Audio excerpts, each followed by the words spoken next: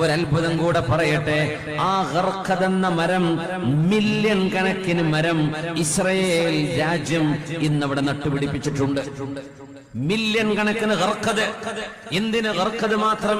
എത്രയെല്ലാം മരങ്ങൾ ലോകത്തുണ്ട്. ആ മരത്തിൽ അവർക്ക് വിശ്വാസമുണ്ട്, ഇതവരെ രക്ഷിക്കുന്ന മരമാണെന്ന് നബി തങ്ങൾ പറഞ്ഞു. ശരി തന്നെ, ഗർഖദ് അവർക്ക് കൂട്ടുനിൽക്കും.